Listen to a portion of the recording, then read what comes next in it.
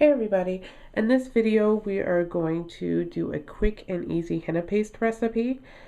And henna paste is really easy to make, and I want to show you exactly how simple it is. It doesn't require a lot of complex ingredients. In fact, it only requires just a few.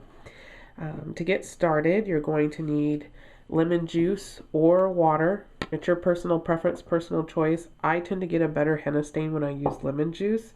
But for some hennas, you may want to use like a diluted lemon juice or just water itself. But just as a quick and easy recipe, I use lemon juice. And this is store-bought lemon juice in a bottle.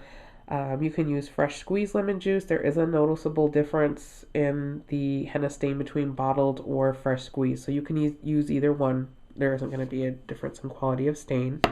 You are going to need some essential oil. I tend to use eucalyptus. Not only is it really inexpensive, but it's widely available, and most people like the scent of it. But you can also use other oils like tea tree oil. That one's really popular. However, the price on that one has kind of shot up lately, but that's another really good one that I know a lot of people use. And lavender. Lavender is also a really nice scent. It's fairly inexpensive and widely available. You will need henna powder, of course.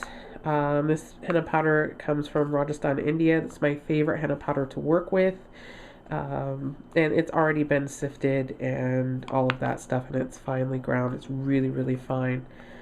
And then you'll need something to mix your ingredients in.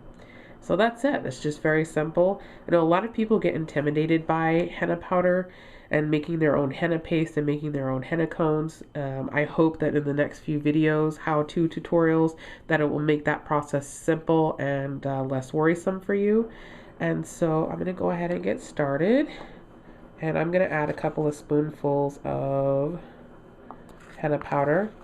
I personally like to mix my henna in small batches, though you can mix large batches if you wish. That's your personal preference, personal choice.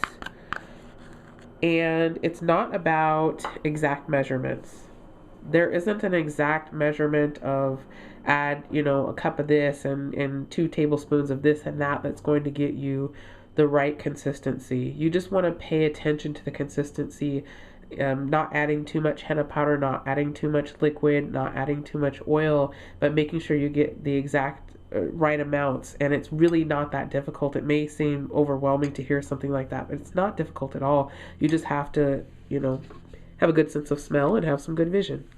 So the next step is adding the lemon juice, and I just add a little bit at a time. And again, I'm not measuring anything. I'm just squeezing out amount. And it's very easy to add too much liquid, but really easy way to rectify that problem is to add more henna powder. And you see I'm adding lemon juice, but it seems to still not be enough, so I'm going to keep adding more until I get a toothpaste-like consistency or a peanut butter-like consistency. That's what we're going for. And when you mix it, you're going to notice that there are some little bumps and clumps. As long as those clumps aren't filled with dry henna powder, then you're headed in the right direction. If they are, you may want to smash them a little bit with your mixing spoon. And you can use whatever type of mixing bowl or spoon that you like. It's really your personal preference. It is recommended, however, not to use a metal spoon or a metal bowl when mixing henna. But that's just a quick recommendation. There are some people who actually do use both and don't have any problems. So I just happen to grab this spoon, which is a plastic spoon, and a glass bowl, because I like to be able to see how my henna is doing during the dye release process without having to uncover it. And the dye release process and the next step in prepping your henna for skin application is going to be in another video. This video is just about a simple paste mixing, which, as you can see, is really simple. It's not intimidating at all. And in my opinion, and this is just my opinion, A professional henna artist should be able to mix their own henna paste. And anyone who's ever taken a class from me, I always emphasize this. You need to know how to do that. You need to know exactly what the henna should feel like, what it should smell like. You should know all of these things.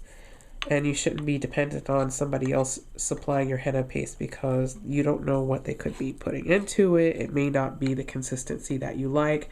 For example, I tend to like my henna to be thin and stringy, especially when I'm doing bridal designs, but some people like their henna really, really thick. And when you're allowing somebody else to mix and provide your henna paste, then you don't have complete control over that.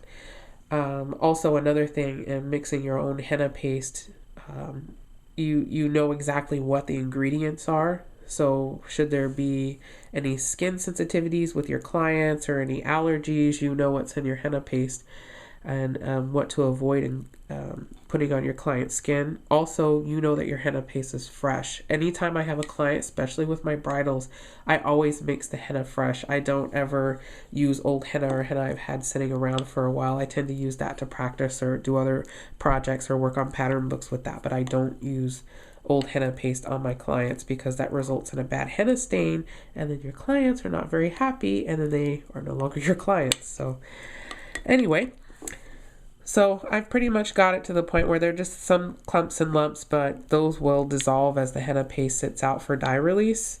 And there aren't any big ones with dry powder on the inside of them, so that looks pretty good.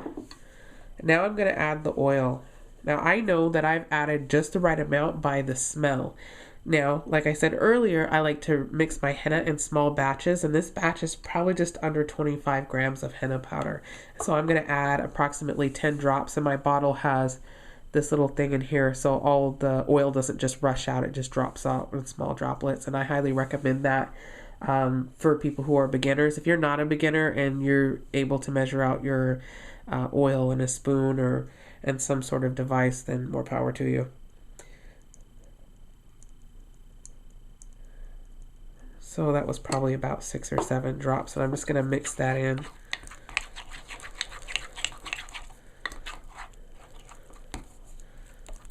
And that should produce a nice calming smell, especially when you're using eucalyptus or tea tree or lavender oils. It should be a nice scent, not a scent that's so overpowering that it's irritating your eyes or skin. You want to be very careful in doing that. And the really awesome thing about the essential oil is it actually helps to dissolve some of those lumps, because you don't want lumps in your henna cones because they will stop them up. You want your henna to be nice and silky and smooth. And so it's kind of lumpy and kind of mud-like at this point. And that's kind of what we're going for in our quick and easy henna paste. In subsequent videos, I'm going to talk about dye release. I'm going to talk about cone making. I'm going to talk about application. But this is just the first step, a quick and easy henna paste. And it's just that simple. If you have any questions for me, please feel free to put them in the comments section below or send me a message through YouTube. Thank you so much for watching. Please rate, comment, and subscribe. And check me out on Instagram at FreeHandMehndi. Oh, and also, I've got a new blog, and the link is down below. It's freehandmehndi.blogspot.com. I try to post on there probably about 5 days a week and post all kinds of cool stuff on there. So check it out. Thanks again for watching, and have a good one.